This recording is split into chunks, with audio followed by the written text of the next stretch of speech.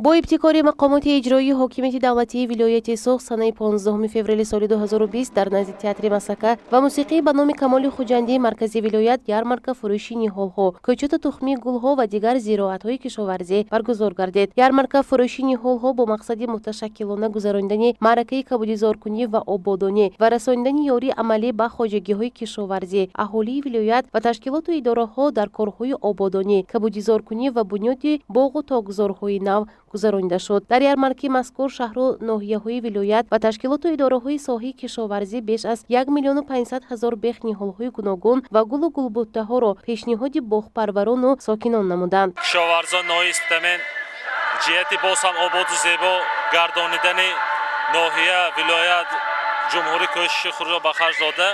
در امروزه نمایش گل و کۆچатها و тухمی زیاده از 8 نمودی گل‌های موسمی و 16 نمودی درختان میوه دهنده و 4 نمودی میوه هایی که به واسطه در خود ناحیه سپتمی پرورش کرده می شود برای به فروش، برای به معرضی تماشا گذاشتن پیشنهاد کرده شده است.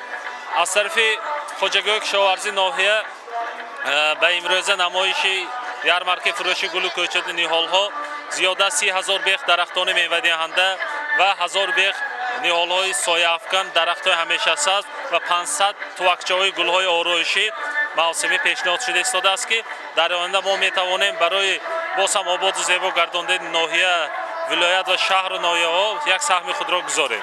раиси вилояти Суғд Раҷаббой Аҳмадзода бо ҷараёни баргузории ярмарка-фурӯши ниҳолҳо, кӯчату тухми, гулҳо ва дигар зироатҳои кишоварзӣ шинос гардида аз растаҳои гуногуни ниҳолу гулҳо дидан намуд. бисёр олиҷаноб имрӯз нархи навоҳӣ ҳам ҳамаш ҷошанда.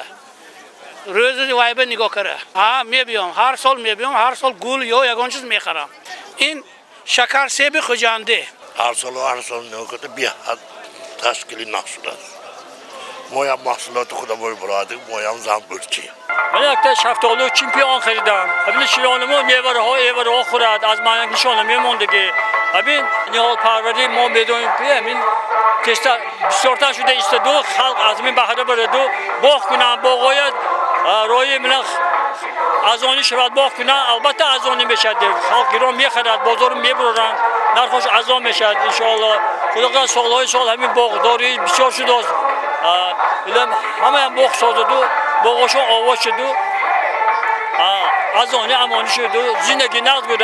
باید قید کرد که در ярмарка با نرخ‌های دسترس و ارزان از بازار محصولات کشاورزی، میوه و سبزیجات، مواد اولیه روزگار از قبیل گوشت، آرد، روغن، شکر، برنج، غله‌دانگی و لوبیاگی‌ها، محصولات شیری و گوشتی کارخانه‌های وطنی نیز به فروش برآورده شدند. گزارش پروین احرار و نادرین سیمزاد برای برنامه تلاوتی پیام روز.